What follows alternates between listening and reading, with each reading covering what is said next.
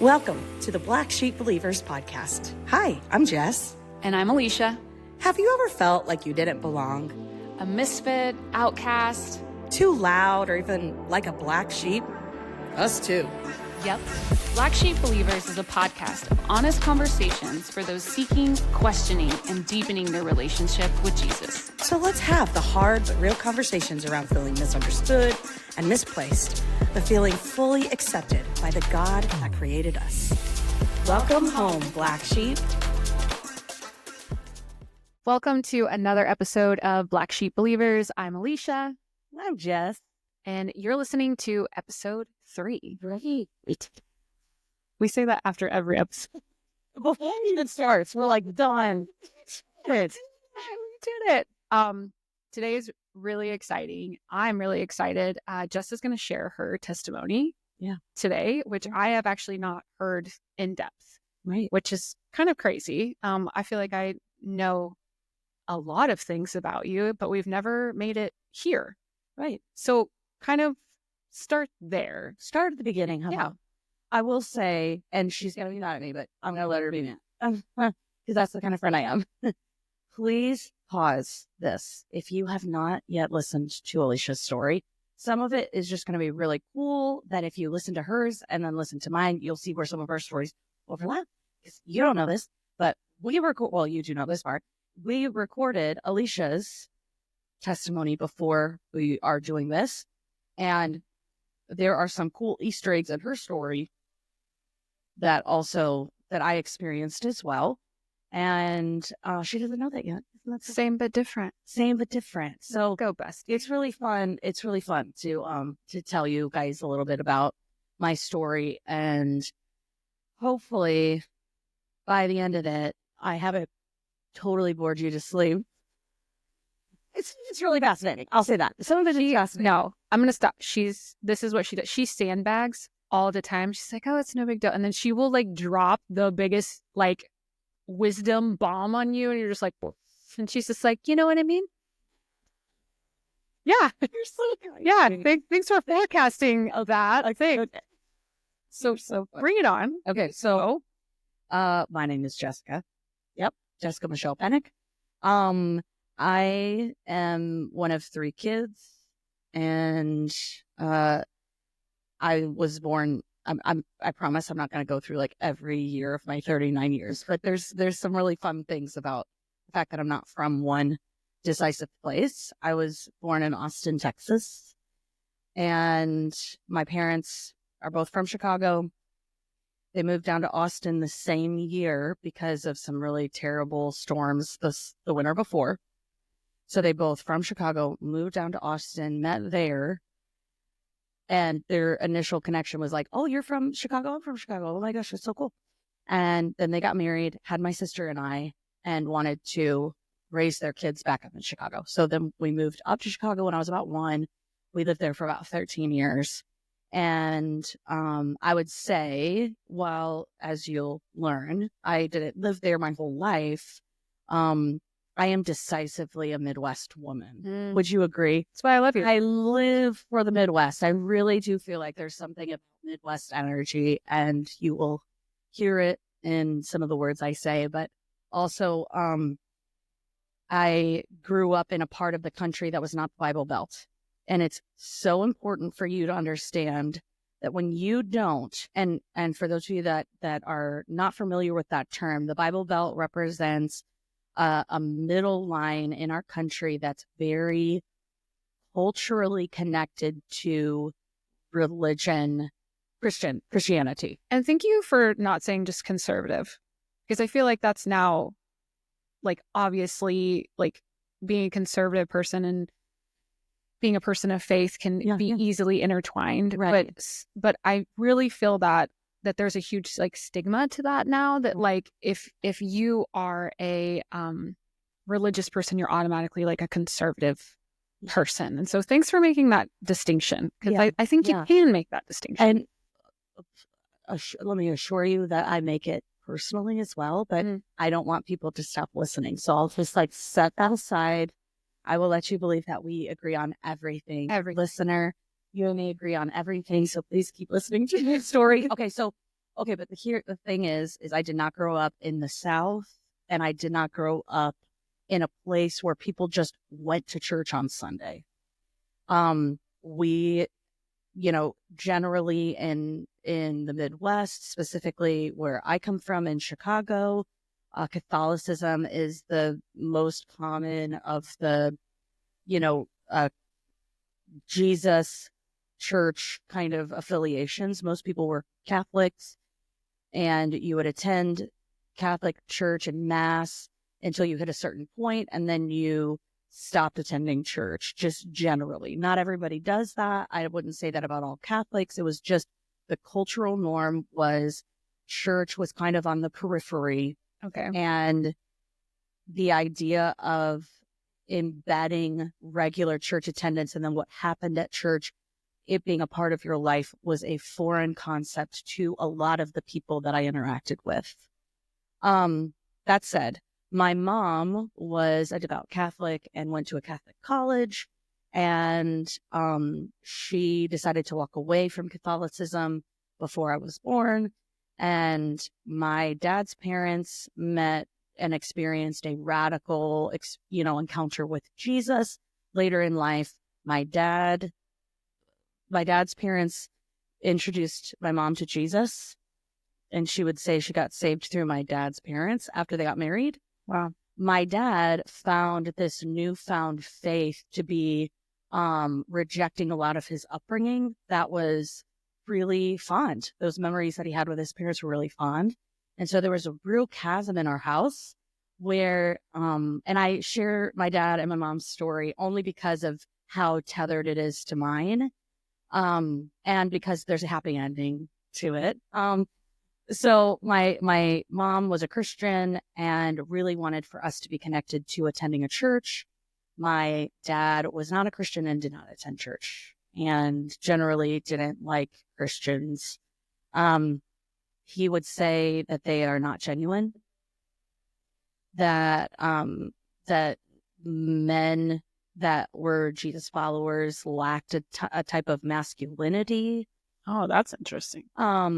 They were boring. They were judgy. They were insincere. That was his vantage point, that why I want to be true to who I am. And I feel like who I am is not accepted by that group of people. So I have no interest in being a part of that group of people. I'm going to be honest with you. As a grown up, I get it now. I'm kind of vibing with him. I'm not. I can all those things, all those reasons why I don't want to be a part of church, or that he didn't want to be a part of church. I really now can be like, I get it. What was that like, though? Okay, yeah. As a child, right? That paradigm. Yeah, there was I would call it like a spiritual division in our home. Is how I would describe it. Is that my mom was really committed to us understanding who God is, understanding how much He loved us. She, I'd wake up in the morning and she would be reading her Bible. It was these were formative memories that I have of my mom. And my dad was always just had an undertone of support. Like, he knew that the kids needed to go to church because mom sent us to church, and he understood that. And then eventually you could tell that his resistance to church was going to be a real divider in our home. And I say all of that knowing that none of that was intentional or ill-meaned in any way, because my dad really loved us and loved us fiercely and was really committed to our family. But the spiritual approaches to life were just radically different, and that was our story. And so we went to church, and I also, I went to church more than any of my friends because I went on a Wednesday night as well. I went to this thing called youth group, which didn't exist for most of my friends in the church that they attended. And so I was the most... Because of they were going to a Catholic church? Yes, I don't know enough about Catholicism to know they don't offer something on Wednesday nights. I just know that I was the only of my friends that were attending this youth group. And I was a part of a denomination, which is like a branch of Christianity that wasn't Catholicism, because we went to an independent Baptist church. So we were going to this church. And at the time, I didn't actually experience any sort of like spiritual awakening. I was usually very disruptive. I tried to entertain people. I tried to make people laugh. We went to like a Sunday school, and then we went to big church, and I was usually not paying any attention to the pastor talking.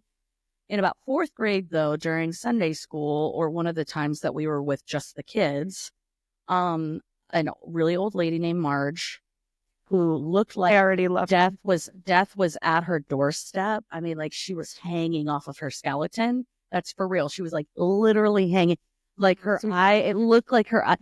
Okay. What would be good? You know what? I'm judging her. She was aged, but she was also Marge, and I feel like she was just being Marge. That's on brand. That's on brand. Yep. She brought out the felt board.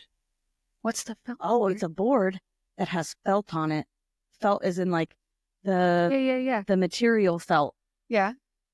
And it was a board that you would put more felt on, and it would tell a story. Usually the felt characters, kind of like, do you remember Barbie used to have like sticker Barbie? Yes. Where you would like have the frame of Barbie, and then you would like add stickers to her to accessorize her. Okay, imagine that, but it's the Bible stories that are being added to a felt board.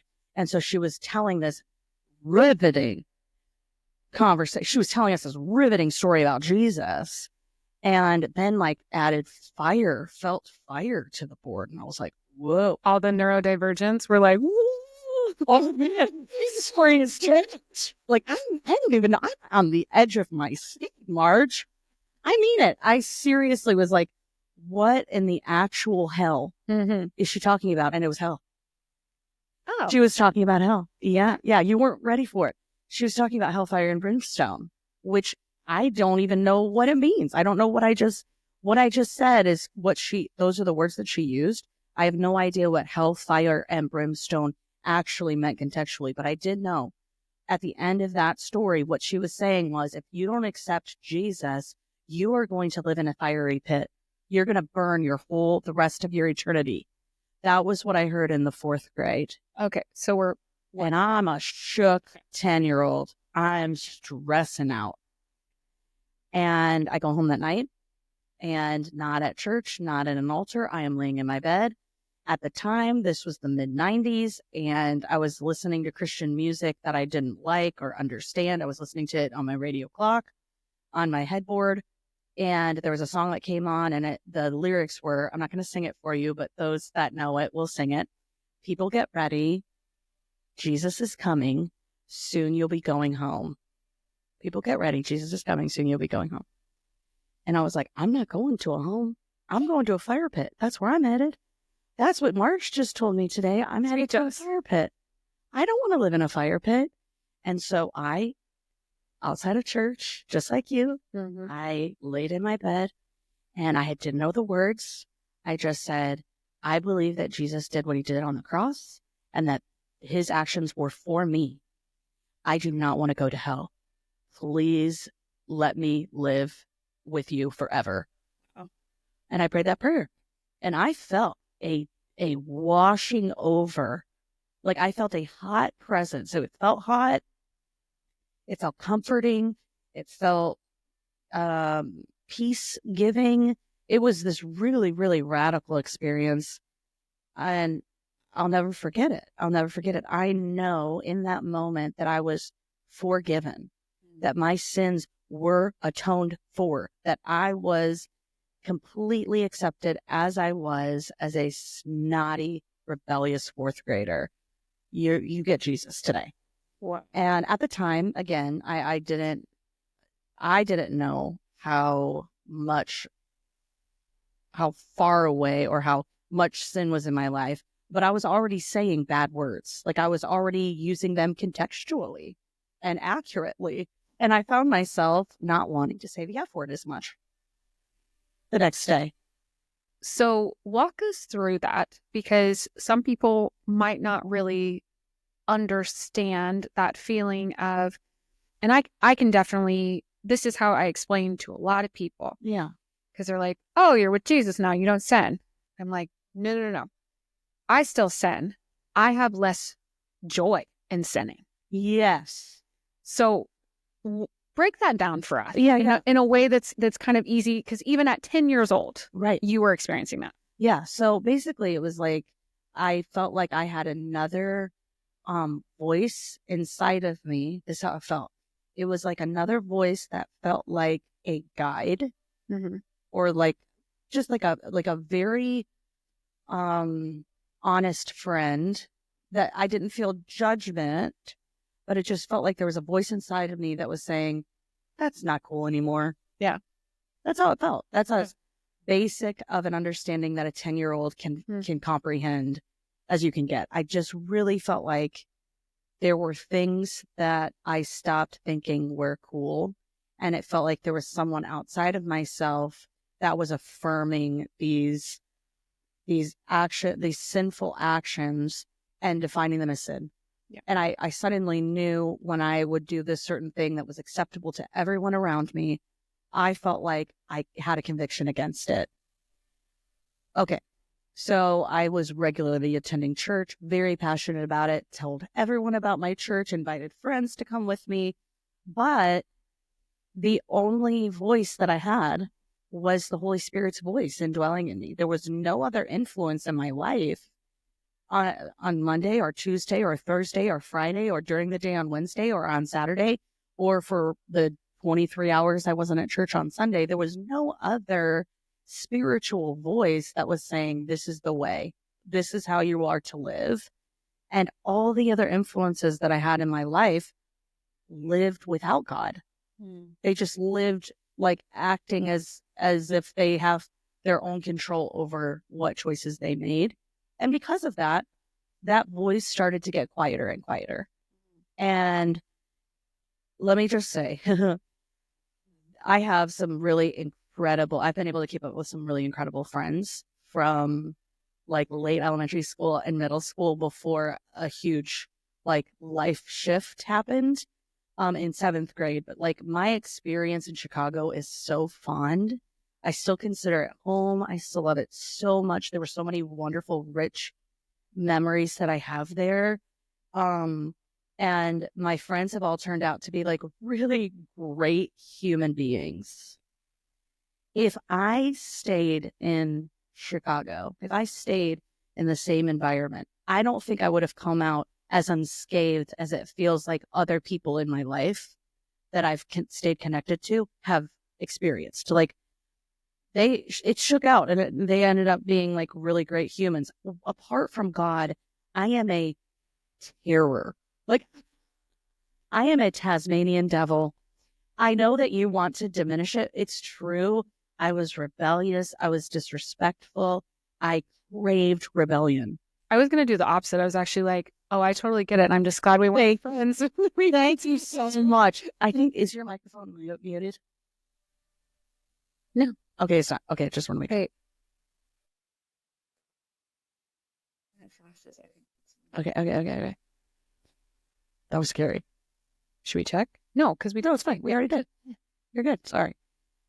We just checked microphones. Sorry. I really feel like my path towards God would never have become what it became had this next part of my story not come. My dad got an opportunity to move to West Palm Beach, Florida for work. And at the end of 7th grade, like towards the end of the school year, at that point, I was getting bad grades. I was testing every boundary that existed. I was smoking. I was doing things with guy friends that were probably not appropriate for a 13-year-old girl. I was just, and to be honest, like, there was nothing in me that actually wanted God things. Like, there were times where I tasted it. I mean, I told my youth group in 7th grade that if Jesus came back in a week, if I knew Jesus had come back in a week, that the first thing I would do was lose my virginity. I said that in my youth group. I was I know. My mom was in there. Bro.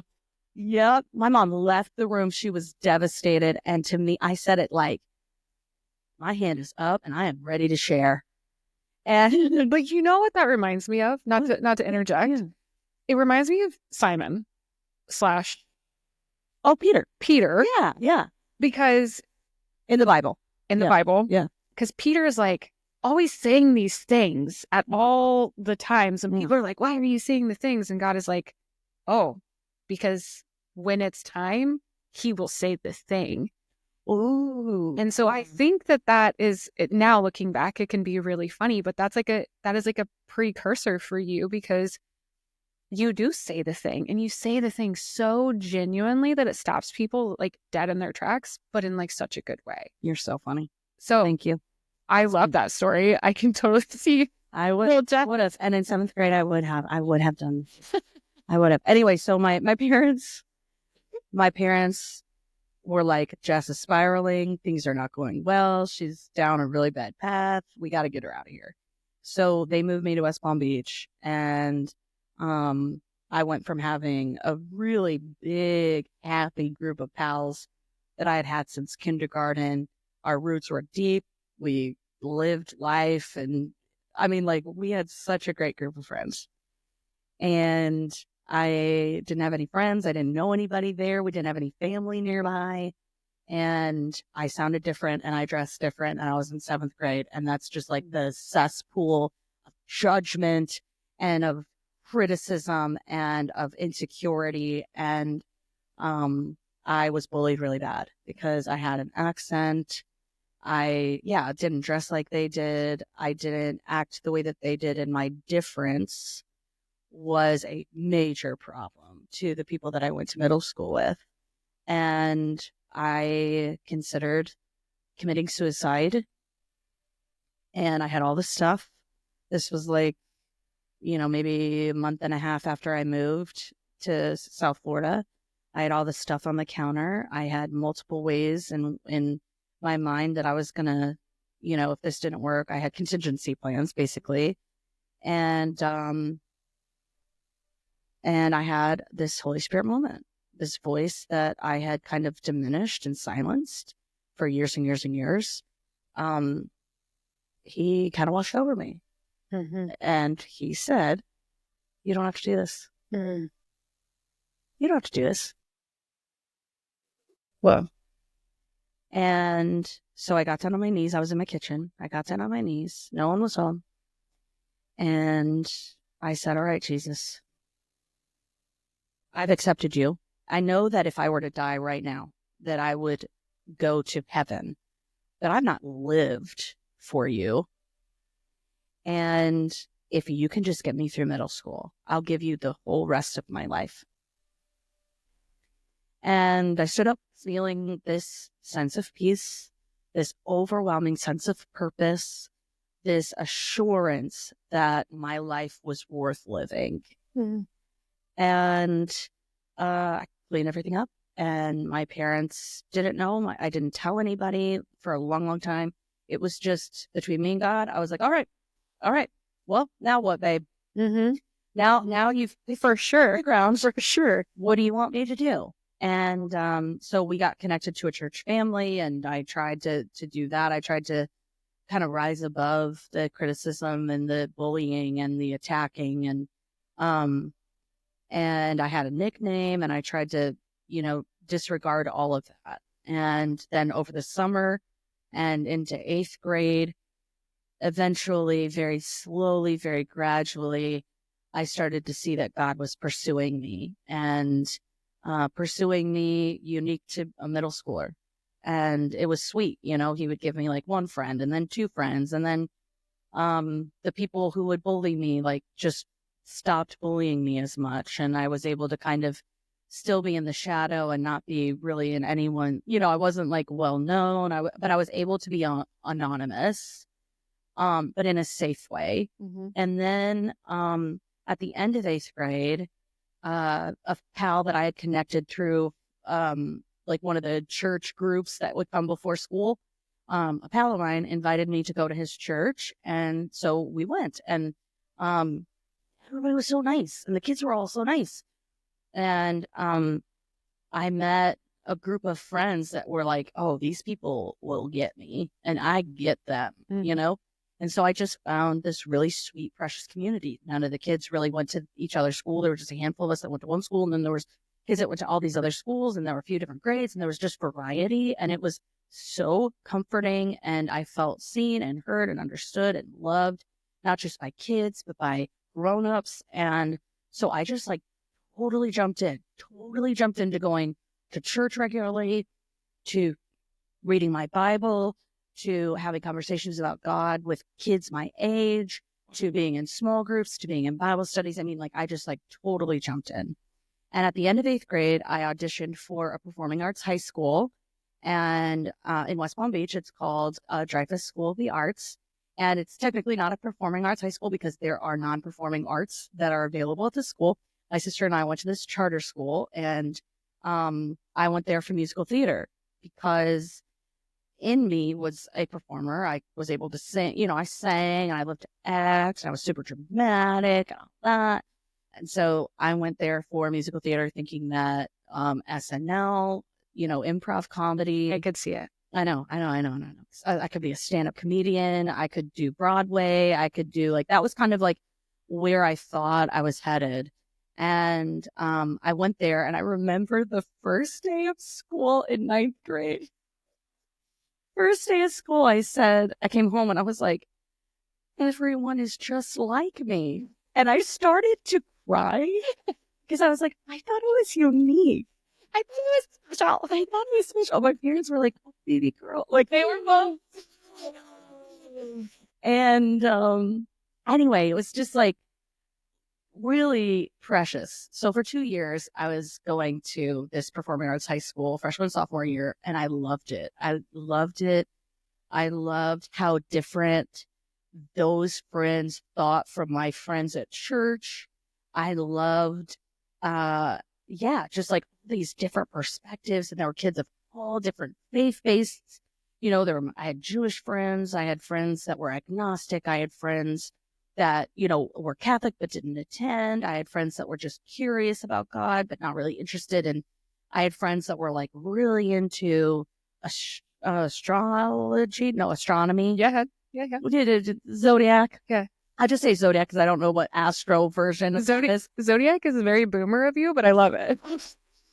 Okay, well, it was 2001, so.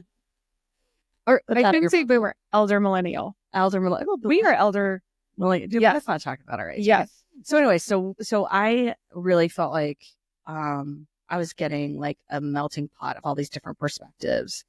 And at that point, I was like having quiet time. I was sitting and reading my Bible 3 times a day. I was like, at how old? 15. Wow, that's amazing. I was like so passionate about Jesus and loved the people that were in this artsy musical theater, but all different kinds of art. I just loved them real hard and real well. And there were times where like I would say something that they would also say. And I remember friends being like, nope, Jess, you don't get to say what we say. You are better than that. Because they actually, and I hope that they really felt this.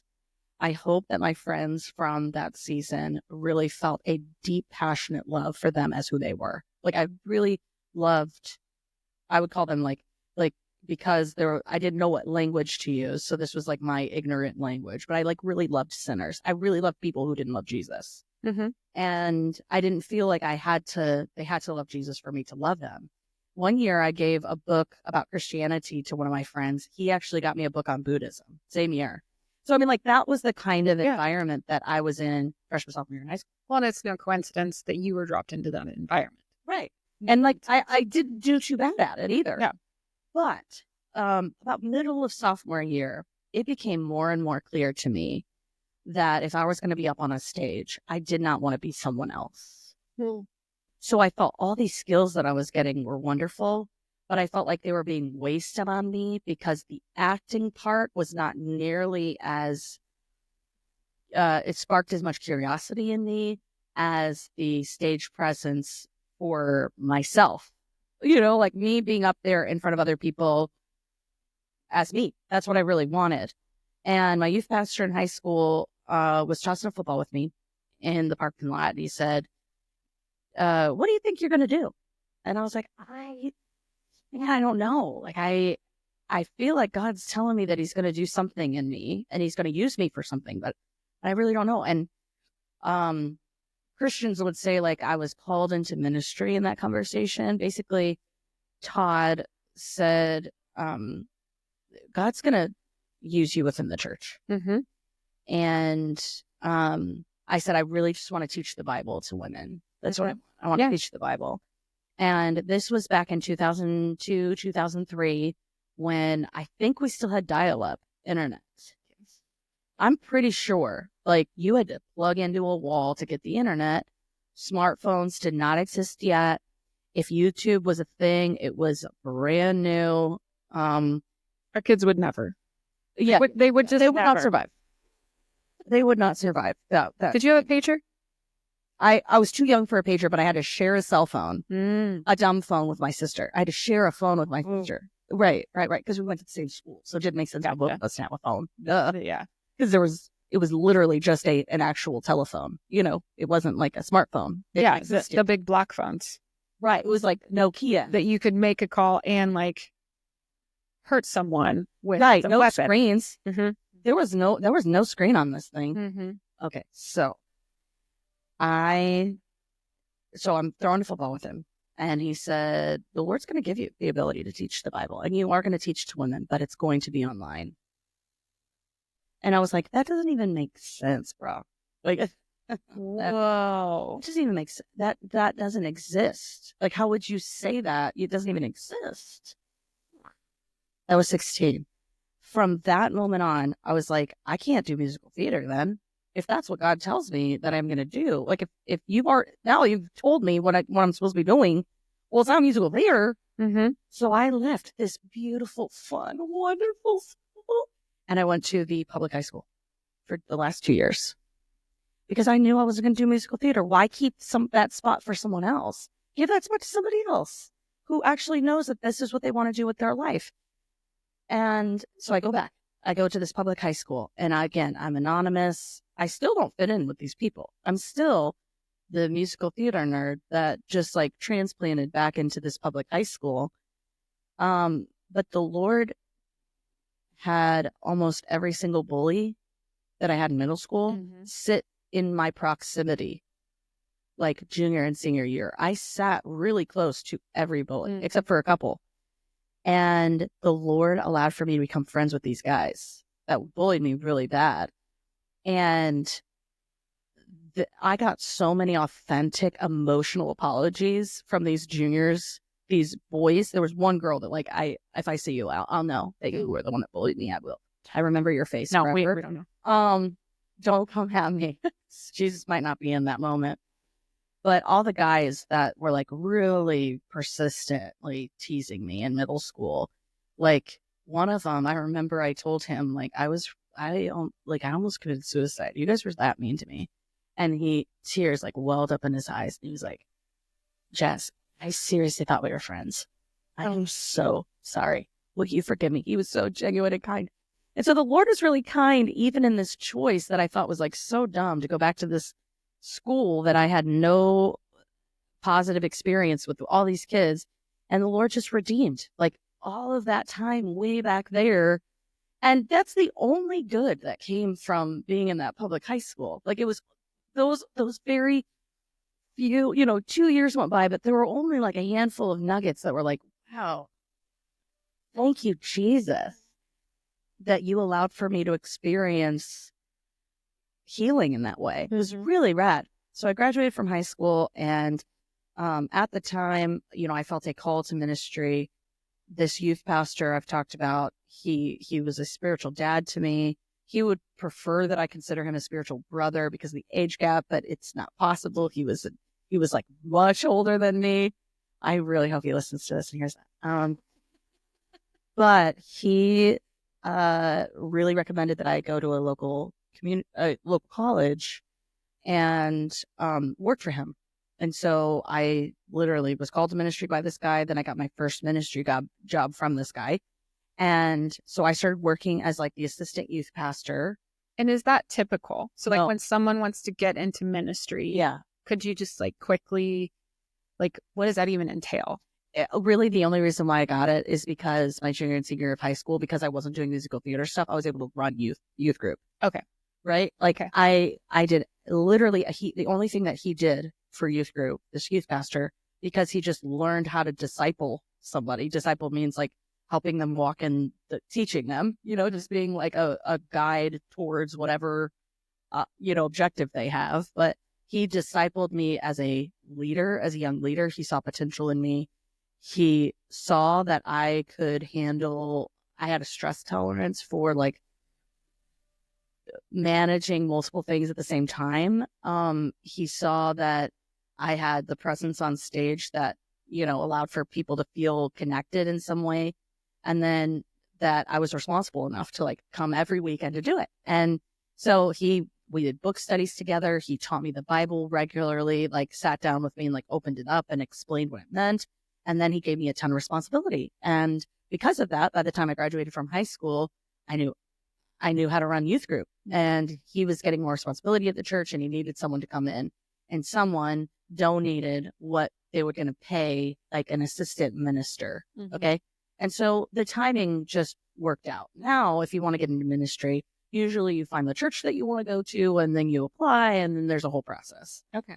But for me, it was very intuitive. It made sense to everybody on the team. Of course, Jess should come in and she should do it. She's already doing it.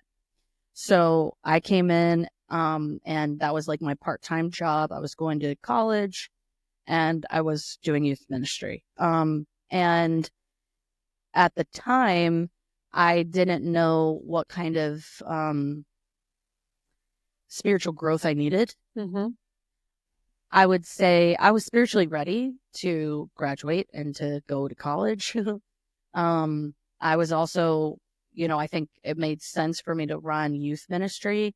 But I think in that season, I really struggled to spiritually prepare. Like I was not mature enough, I think, to lead kids so close to my age. Yeah, because how old were you? I was 18. That's what, right? And so there were I fumbled through my first ministry job, totally fumbled. There's about 100 things, maybe more, that I would have done completely differently as now with more birthdays. But there was just a lack of maturity. And so I was making a lot of decisions without a whole lot of support because this pastor of mine learned about a church that wasn't in South Florida at the time. It was based out of Oklahoma. And it was a church that looked like the type of church that my dad would attend. So up until this point, I pressed pause on my dad and my mom and that spiritual division. But my dad was still not attending church. I was super passionate about it. And the more passionate I got, the more irritated he got. And it was like, I still was a rebel, but I was a Jesus rebel. Like what my dad wanted was for me to like do things that the average teenager did. And instead I was only going to church. Right? So crazy. And it just got right there under his skin. And there were times where we would sit at the table and you would say things like, you know what I hate about Christians? And it would be like, well, so I was a part of a church family. Like I was attending a church regularly. I was invested by so many women that loved me so well and were so intentional with my development. But my dad always felt very judged. Like he felt like every time he walked through the door, the people that I loved would look at him like the dad that's never here. How you do? Okay. That's the energy that he felt like they gave. And that was, again, there was a handful of guys that he did not feel that way about, including my youth pastor, which is why I felt like I could trust this guy. He was nice to my dad and he helped me to like really understand spiritual formation. He guided me in my spiritual formation. But for the most part, my dad just was not interested in Jesus and he would not attend this church that I worked at. he would attend this church out of Oklahoma that my youth pastor found. What was the difference? The pastor seemed approachable. Okay. The pastor seemed like a really he gave a real commanding masculine presence. He talked about the Bible in a really approachable way. It felt like he was the type of guy who would sit down and have a beer with my dad and talk about Jesus. And so I found this church that looked like they would minister my dad. And I was like, I got to go to this church. I have to be a part of a spiritual community that would welcome my dad and all of who he is. And so I was attending, college, and I was doing this job, and I fulfilled my commitment there.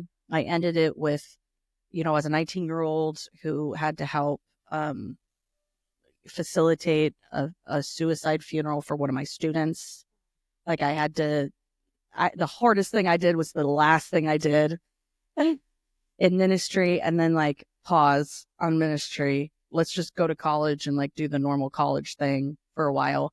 And in that season, I resented ministry. I resented churches, but this youth pastor, Todd, found out about this church out of Oklahoma, and it didn't sound like any church where I lived.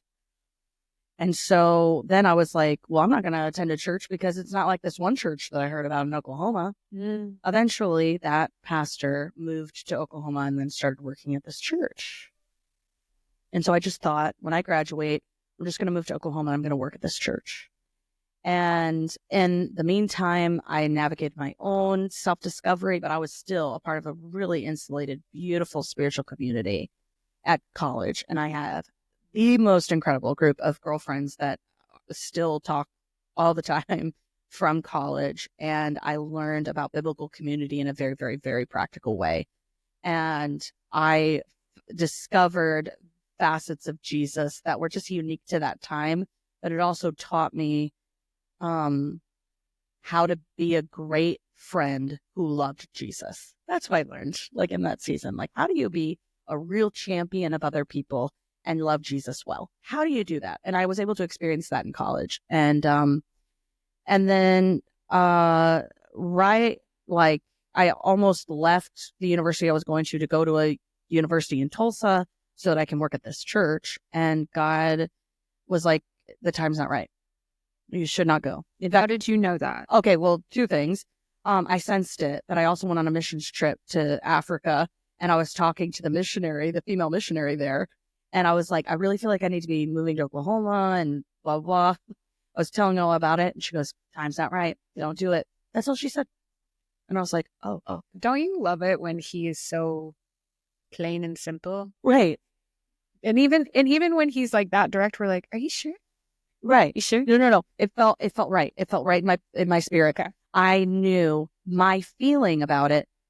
I was in conflict with it, but I knew that the right choice was to stay put. And so I stayed put. I stayed at my university. I stayed with my friends. I stayed there, and I committed to finishing off college. And the church based out of Oklahoma was a multi-site church that had a location eventually open about 25 minutes from where I lived. And I was like, oh, well, here we go. There we go. Now I have a church that I can attend that I think my dad would go to. And while I remained in West Palm Beach, the first 2 weeks of college, my parents moved up to Orlando. So my parents were 2.5 hours from where I was going to college. So this church moved down the street, basically, and I started attending, and I attended with my friends, and I had a lot of hope that this is where my dad was going to meet Jesus, because the one thing that all these years, passionate about Jesus, loving people that didn't agree with me, I really believed that my dad was going to meet Jesus. I was just so committed to that. And a lot of people did not. Eventually they gave up on him, and they were just like, he's too far. He's so resistant to it. No way. And I was like, yes way. It's going to happen. I know it's going to happen. I feel so strongly my dad is going to meet Jesus. And I also knew when I learned about this church, he's going to know Jesus through this church. You knew. I knew in my knower that my dad was going to meet Jesus through this church. I'm going to say that till the end of. I knew in my knower. I knew in my knower. Yeah, a nurse told me that once when I was in labor, and I'll never forget it. So anyway, I interviewed for a position on this church's team around spring break my senior year. I'm about to graduate. I interviewed a bunch of times. I didn't get the job. And I was like, well, crap. Like, that ends that dream. And I thought, like, this is it. And then I started to pivot, started thinking, well, I could be a kindergarten teacher. I could work at Starbucks. I started coming up with other plans. And then the Friday before finals week started, I get a phone call from the same pastor that called me into ministry, that got me my first job. He calls me, and he's in a position where he could hire the people that are of, at the location nearby. And he said, we've decided to reconsider you for that role. We'd like for you to start next Monday. Whiplash. Whoa.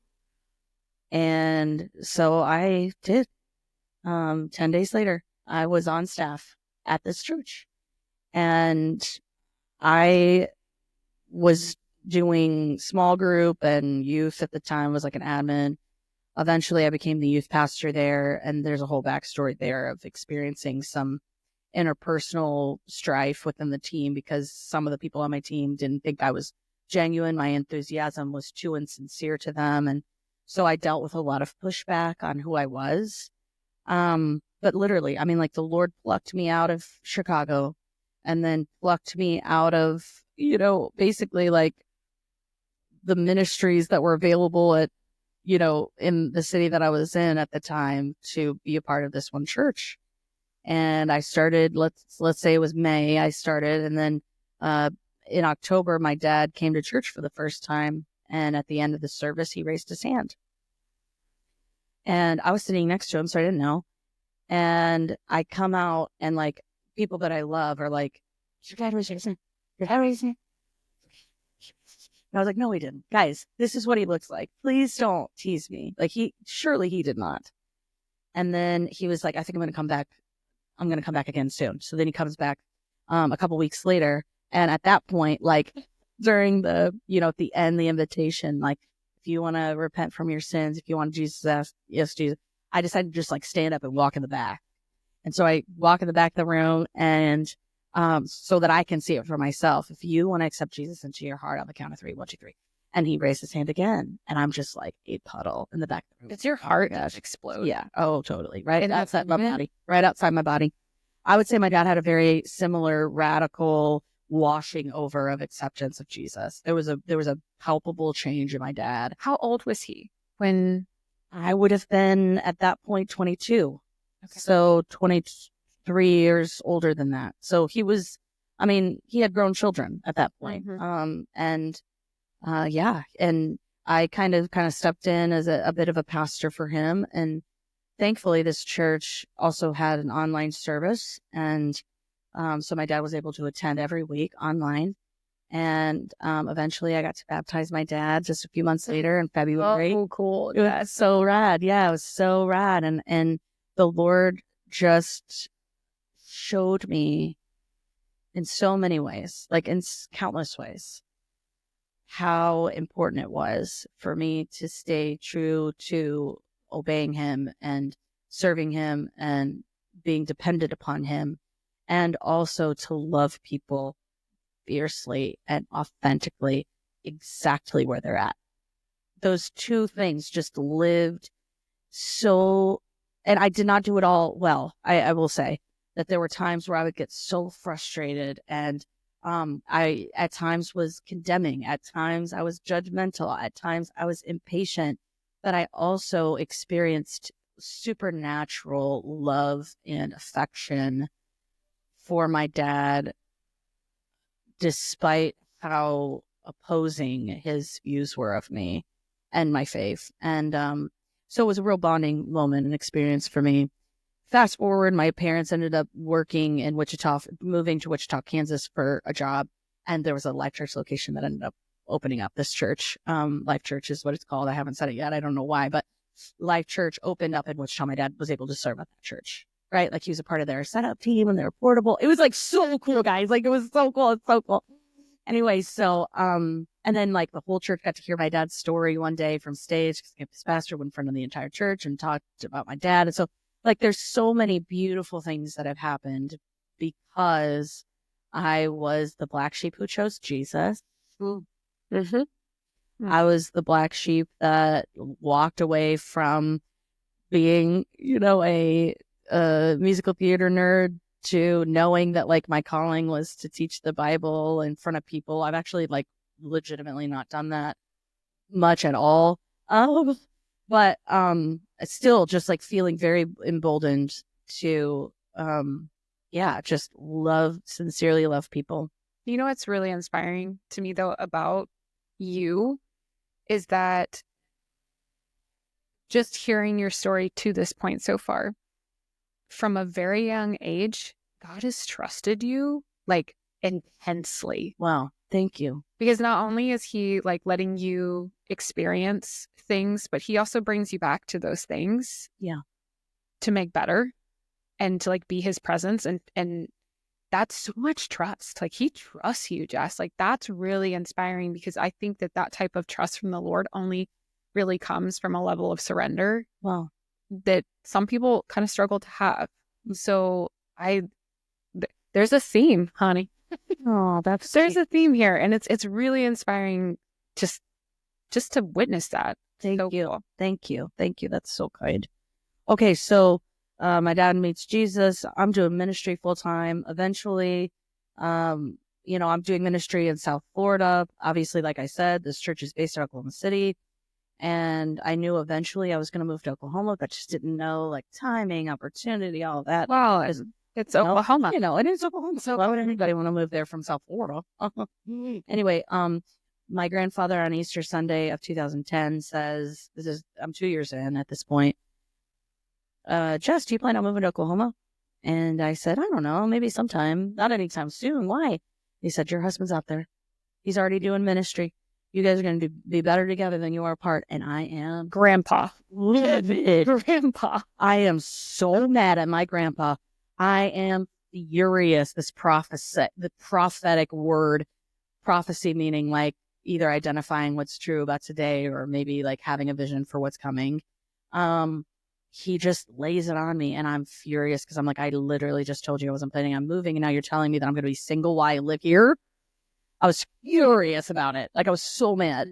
And so 6 weeks later, I get a call about a position in Tulsa, Oklahoma. And no, 6 weeks later, I'm on my interview weekend. I meet Luke while I was interviewing in Tulsa. Luke is my husband. And literally 6 weeks to the physical day that my grandfather said my husband was in Oklahoma, that I was going to move to Oklahoma and I'd do ministry with him. 6 weeks later, I am there on my interview and I meet Luke. And at the time, I'm just like, you're a really cute baby because he was 3 years younger than me. And, in your 20s, it's like there's a big age gap, in your 20s. Oh, yeah. Anyway, I was just like, you're cute. Let me just like put you in the back of my mind. Let me see if this is the right choice. I get hired. I moved to Tulsa. And about a month in, he and I start dating, and we date for 3 years while I'm doing ministry out there as a pastor. So at this point, I've become a pastor. And I will say the other do I really belong comes in with being a female in that role because of just the nature of division within the Christian ecosystem about where women fit. And in fact, when I became an official pastor, ordained with a number, like legally, I am a pastor. When I got my ordination card that allows for me to like conduct weddings and funerals, I told one of my mentors out of the college that I went to, and he was like, that is unbiblical. As a woman, I sincerely wish and I hope you consider not being a pastor. And when I told him, like, I really feel like God's asking me to do this, he excommunicated me. I stopped hearing from him. Wow. So, for a year, I didn't tell anybody that I was a Christian, or that I was a pastor. I would just say things like, I work at the church, I lead the kids ministry or the youth ministry, and I would try not to use those words because of how Christians would respond. Like people that weren't Christians, they didn't care what I did. Yeah, I understand. I had no idea prior to become, well, even now, it wasn't until recently that that I learned that there is different viewpoints in regards to that. Yeah. I had no idea. And, there's, and it's a very divisive, I would say, a very polarizing point of view. And there's a lot of things within the Bible that people have interpreted, in varying degrees. This particular one, me fulfilling this specific role within the church, has, very stark differing in opinions. And so that would be a great episode. Maybe at some point. She's like, I don't know what kind of hate I want. Yeah, I shared the demon story. I shared the demon story. I would say Christians like hearing demon stories more than they like to talk about women in the Bible and women in leadership. Let me just show you that. I will say, though, that I had to navigate all of those questions. I settled on the fact that I really felt called to being in this role. I listened to all perspectives and was really resistant to the idea of females being a pastor. And based on some very strong theological, arguments for women in ministry, I embraced it. I embraced being in the role that I was in. So I was a pastor at this church for 5 years. And then eventually I got this tremendous opportunity to transition out of the weekend role that I was in, the role that was mostly, the big part of the role was on the weekend. Once Luke and I got married or engaged, our schedules wouldn't align. So we would never have the same day off. I kept working on the weekend. So I had to find a job within this church because I still wanted to work for this church. I had to find a job that would allow for me to have a day off with him. Mm-hmm. And there were only 2 jobs open at the time. One was in the construction team, and one was on this team of this outward facing ministry, this ministry that served people beyond the church. And it was called the YouVersion Bible app. Mm-hmm. It was just a couple of years old. It had a few million installs at the time. And it was a part of our church, but it was kind of its own thing. And there was an admin role for somebody to just launch Bible plans. There were little devotionals in the app, little supplemental resources to the Bible, and they needed an admin for it. And so I interviewed the week before I got married, and I got the job, and I started 10 days after I got married. And so Luke and I got married, went on our honeymoon, moved to a new city, and both started new jobs in 10 days. He and I didn't think we could have babies because he told me right up front that he couldn't have any kids. We learned while we were engaged that what he heard from doctors and what his dad heard from doctors, different. Imagine hearing that 3 weeks before you consummate a marriage, that it's possible that you could get pregnant very quickly. That was terrifying.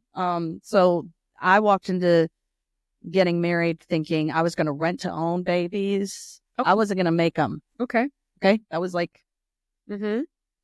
and I accepted that.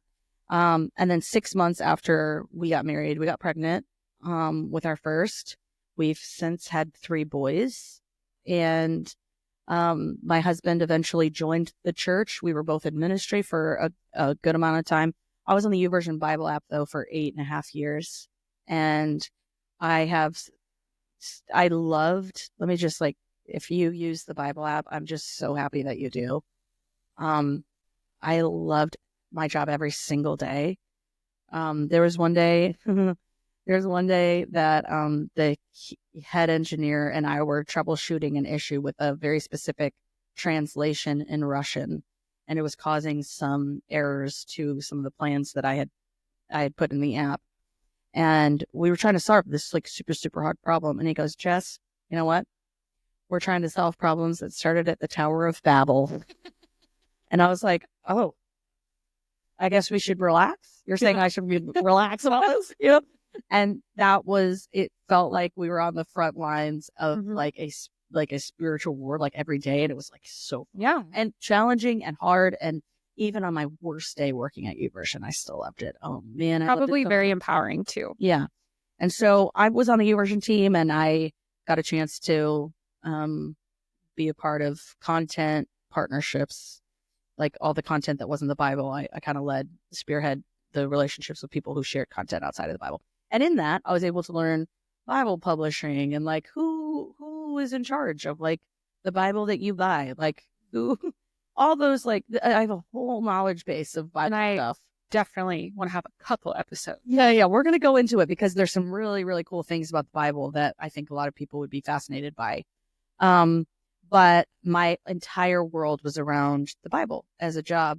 And about 3 years ago, that shifted. Right before that in 2020, similar to you, I got COVID and it was a strand that really wrecked my body. And so I've dealt with not autoimmune, but autoimmune adjacent symptoms. Like my body doesn't have any autoimmune, but all of the feelings that I have are that they look like an autoimmune disease, even though all of my levels say that I don't have an autoimmune. Mm-hmm. And it all goes back to long COVID. And so there was a time towards the end of my career at YouVersion that like I couldn't type. Like I couldn't sit up. I couldn't feel my feet. It was neuropathy. It was fibromyalgia, lots of nerve pain, and it was crippling, totally crippling. Thankfully, I had a great team around me that was like super supportive and all of that. But my physical health was taking a major downward spiral, and I was super driven and really interested in like being successful in whatever it was that I was doing. And so to lose the physical capability of doing the most basic thing wasn't just like super humbling. It really challenged my identity. Like it challenged me in a way that said, like, who even are you if you can't produce? So it's so funny because if you listen to Alicia's episode, you heard her say the same thing. I deeply loved Jesus and I was living as closely to as much as I could at the time. I was loving Jesus too. And I still also felt this like inadequacy and this identity issue that who I was for Jesus and in life was based on what I did and how well I did it. And if I did it with excellence and if I did it, to the best of my ability needs to be really, really high. I need to be like a super, highly high performer. A high performer. Yeah. Like I really needed to, yeah. So anyway, so I dealt with a real identity crisis in that. And towards the end, the Lord just told me it's time. So it's time for someone else to do your job. It's time for you to take a break. It's time to shift gears. It was all right here, confirmed in Luke, my husband. And so I left YouVersion amiably and on my terms. And I thought it was because I was an entrepreneur and I needed to start this new job doing something else. And what I learned was I was supposed to stop doing YouVersion. And I did. I did, branch into other things. I learned, I got a personality profile, certification, and I got a Wait, what? Yeah. I got certified in the Enneagram, and I wanted to work with teams. So then I became a freelance, team, workshopper. I'm a facilitator, I'm a trained facilitator. So I ventured into some things. I dabbled into some things, but at the end of the day, the Lord was like, your body needs to heal. And it's still in the process of healing. I actually am not I've dealt with so many health issues over the last few years. I will say though, that this time the Lord was like, okay, we actually need to recalibrate for what I'm going to ask you to do next. And you need time in the metaphorical wilderness. For those that are not familiar with the Bible at all, the wilderness is metaphorically like a very common tool that God uses to remove somebody out of what's normal and to help them prepare for what's next. And I've never heard that. Oh yeah. So the wilderness is metaphorically Jesus did it. Moses did it twice. He had two 40-year stints in the wilderness. Adam and Eve obviously were sent to the wilderness. The Israelites were put in the wilderness after they were removed from Egypt. They had the chance to go into the promised land, but then they disobeyed, so the Lord kept them there. So the wilderness is like, used habitually throughout the biblical narrative to describe a season of reflection, healing, recalibration, preparation. There's so many things that for a lot of people happen when they get, assigned to the wilderness. And I would say the last 3 years for sure have been that for me.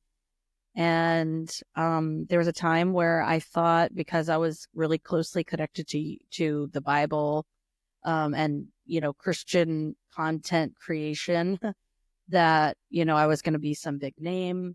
I had really selfish ambitions that I was going to use the opportunities through the church to, create my own brand. Like I had all kind of aspirations. And anytime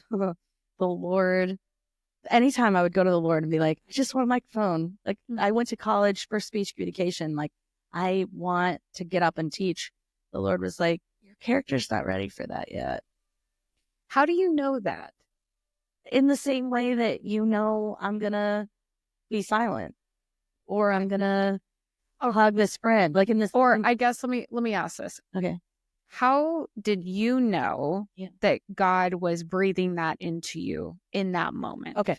So that's such a good question. How do I know when it's God's voice and not mine? Let's just ask that.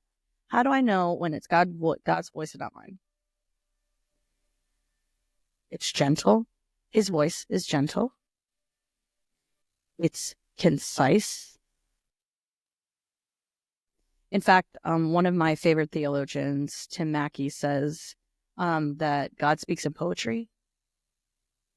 Like when he speaks, it usually has like a very poetic melody to it.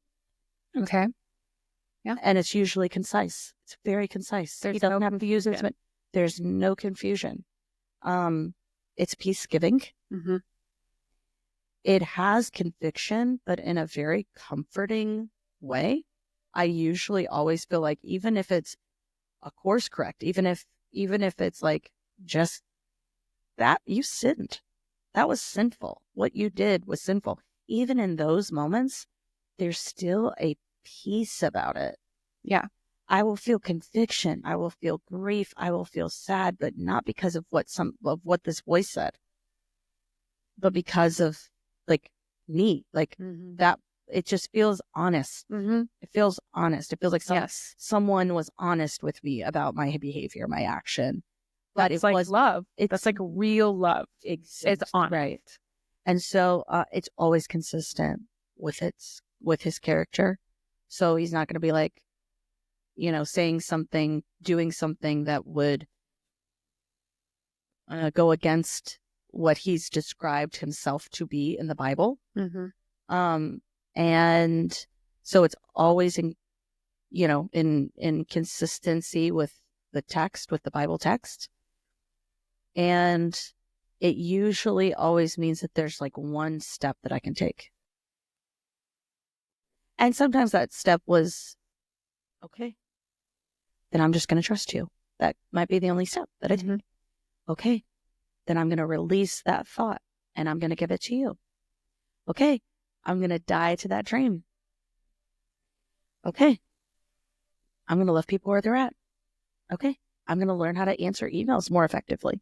I mean, like that could be really all that it is. That's so good. I'm literally just like, oh, good. Okay, I hear you. I received that. This is the next step towards that. And in the time where I didn't get access to Spotlight, I learned how to craft written communication, right? I learned how to edit. I just filled my tool belt with so many other tools that have nothing to do with being in the spotlight. And then I loved giving other people the chance to do that thing that I loved, which was I was giving other people the chance to teach other people the Bible. And that's hard. But it was so fulfilling, Alicia. Yeah. It was equally as fulfilling. Not to interrupt. I think that is hard to do by yourself. I think that is easy to do when you are aligned with what God has for you and when you are trusting Him. So true. Well, not only that, but like in my time, specifically in YouVersion, maybe a little before that, but like throughout, peppered throughout high school, college, ministry, there were always like young people that like I saw potential in and I just like loved on. Okay. And so mentoring became something that I like really, really enjoyed. And I would listen to people and I would give them advice or I would cheer them on or whatever. So I was getting these great opportunities to be behind the scenes, and I was investing in some young people who I adored. And one person in particular was a girl that I just like, she jumped all in. Like she had a hunger to get better and to evolve. She had a really great disposition and temperament. She was teachable, had such a teachable spirit about her, and she was loaded with potential. Her name was Abby.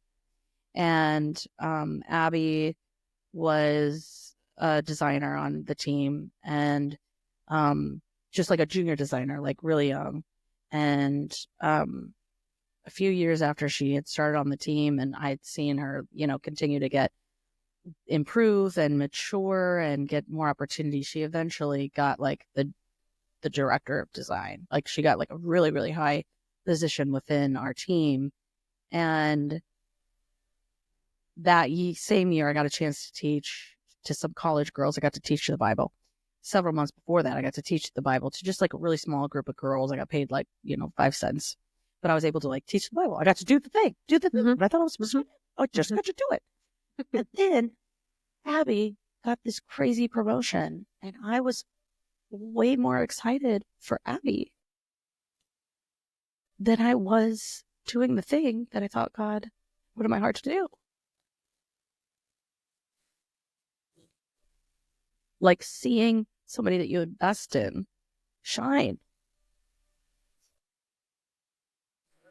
and step into their purpose was way immensely more gratifying to me than doing the one thing that I thought God was telling me I needed to do. And my entire paradigm shifted.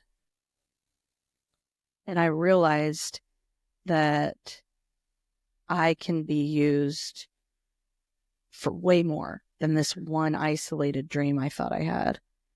And that it will not be nearly as satisfying as I think it will be.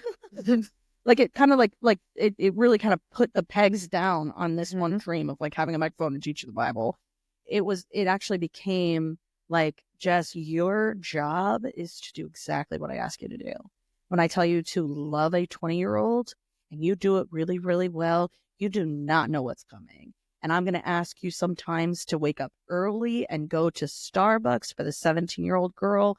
And you have no idea that talking to her about her insecurities eventually will lead her into ministry. You don't know what very mundane, normal, ordinary act of obedience, what it can lead to. And I really believed when I was given this like call to teach the Bible to people that it was going to be like the thing. And what I'm realizing as I get older, as I have more birthdays, actually the private, the word would be obscure, like the acts of obedience that I take today that no one sees. If I see them the way that God sees them, I'm far more grateful for them. And so anyway, so I find myself really feeling like as much as I can be, I want to be a conduit for God's purposes. And I screw up a lot and every day. And I want to be very aware of my own humanity. I want to be aware that I'm deeply human and I want to be comfortable with the reality of that. Like, I don't want to think myself too highly than I ought, but instead, like, take the position of a servant. I really feel like if I could just keep my feet freaking planted right here on the ground and love people where they're at and see potential in people and speak when the Lord told me to speak and remain freaking quiet when he tells me to be freaking quiet. If I can just do those things, the treasures of heaven can show up in my life without anybody else seeing it. Right? Say that again. the treasures of God, the treasures of heaven, we can experience that today, even if no one else does, even if no one else sees them. And I just, in the last 3 years, there have been times where I like dabbled in social media and stuff, but I've just felt like, right now I'm in the wilderness. I just need to spend time with Jesus. I just need to get with him. I just need to align my heart with his. I just need him to correct me. I need him to transform me. I need for him to transform the way that I think. I need to get comfortable with thinking about whatever is true and noble and right and pure and lovely and admirable and excellent. I need to be so committed to my own spiritual growth and investing in the people around me that whether or not people see it doesn't matter anymore. Mm-hmm. So yeah, that's so good, Jess. So now we start this podcast. Now we're here. Now we're at this podcast, and all of that selfish ambition I had in my 20s that thought, of course I'm going to start a podcast. Now I'm like way more apprehensive to start a podcast because I was like, this season where nobody knew me and nobody got to criticize me and I didn't have a comment. I've been in the wilderness. Right. I've been in the wilderness. It's been like really precious to be anonymous, to be faithfully loving friends of mine and my kids and, serving. My husband's now a fireman and, all that. So I don't even want to talk about today in like my testimony. I just want to get to this point, which is, now that the time has come that I need to step into a new ministry, which to Alicia and I, we feel like is connected to one another, and it's to serve you guys. It's to serve this audience of people who I feel like feel misplaced and misunderstood. Now that I'm standing here with some scars, with deep imperfections, and so much hope. Like so much hope in the loving God who loves us where we're at and who's patient with us, who is steadfast and immovable, and who's just waiting for us to let him transform us from the inside out. And so I guess I'm not in the wilderness anymore because I'm up in here. She's out. I'm up here. And how beautiful is that? Because everybody loves the call that's like, go do this great thing. Everybody loves the call. But when the call is actually go rest, actually go serve quietly, actually go get yourself right to even be ready for the call. Nobody likes that. Right. I feel like there's also, being a new Christian myself, there's kind of like a glamorizing sometimes of the path. Right. And it's really easy to, like, if yours isn't feeling very glamorous at the moment, you're like, well, am I doing it wrong then? Am I not listening? Am I missing the call? Like, you're never going to miss the call. Wow. You're never going to miss the call.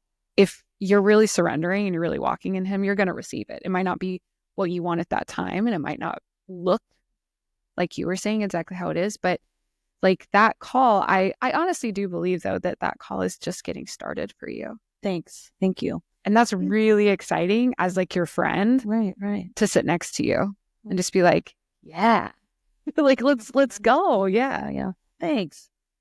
Yeah, I would say, I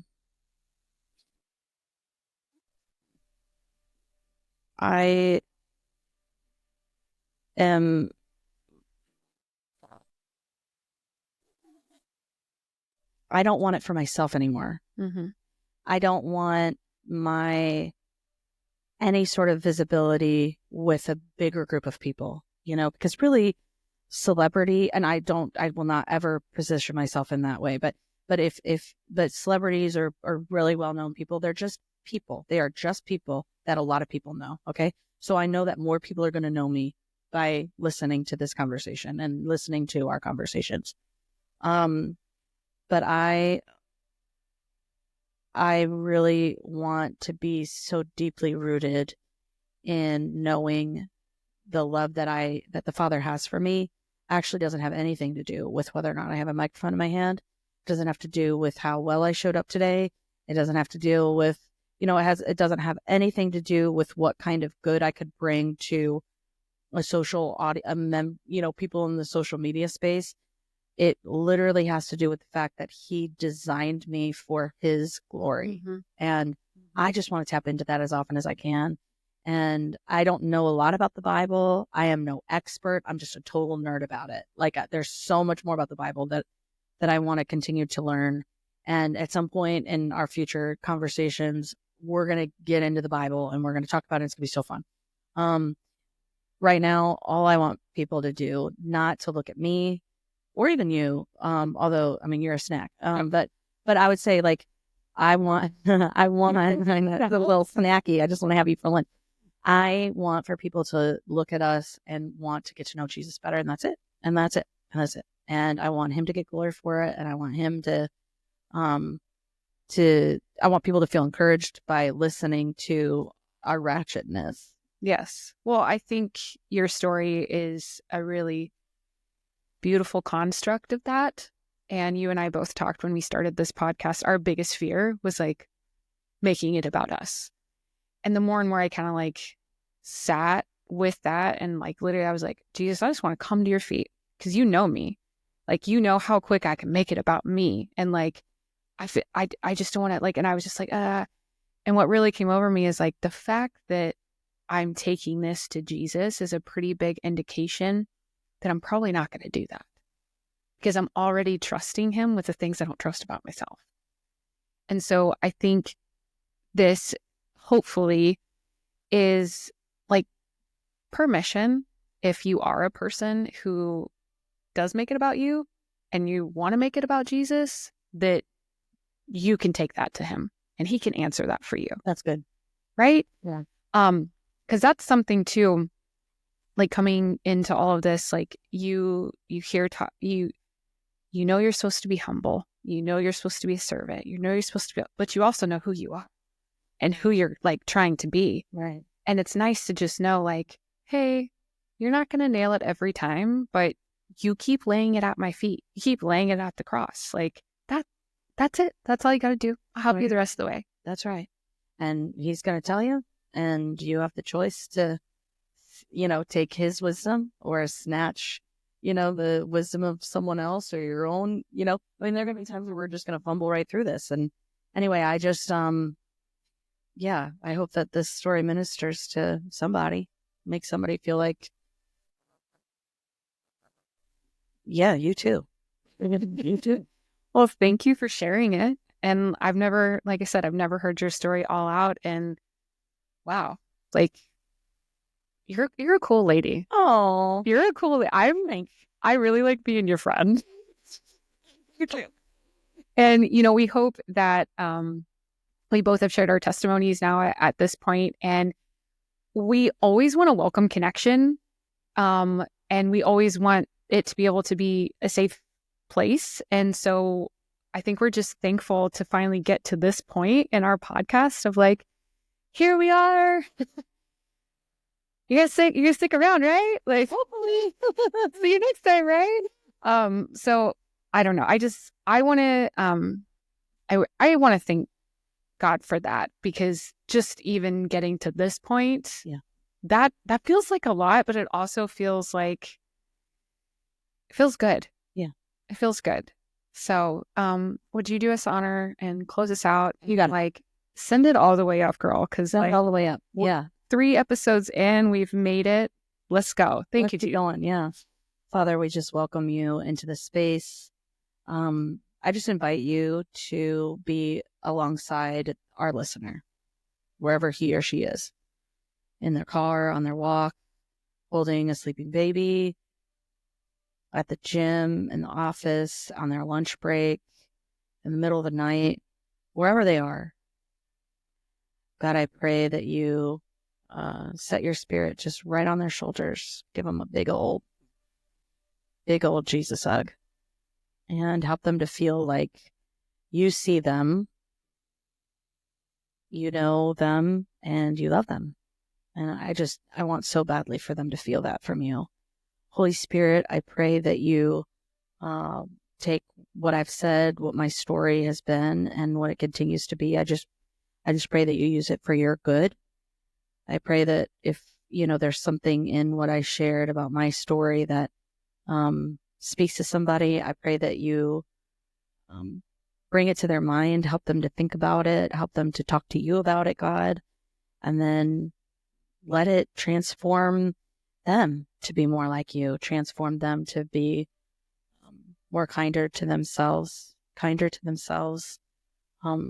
more aware of your love, more confident in who you've created them to be, more humble and open to your correction. And then I pray that all of us, that this community of Black sheep, God, that you just teach us what it looks like to receive your love and to just give it away. Give it all away. We pray these things in Jesus' name. Amen. Amen. Yay. So if you liked that podcast, if you liked hearing my story, or if you I really didn't like it, but I like that other girl, go ahead. I told you this. You think You're the likable one. You're the likable. Oh, that's right. What is it? Romeo and Michelle's high school reunion. Yeah. The Mary and the Rhoda. Yes. You're the Mary. I'm the Rhoda. Okay. All right. Fair. Well, if you liked this with Mary and Rhoda, please feel free to share it and subscribe, do all those things, and we'll see you next time. Love you guys. Bye-bye.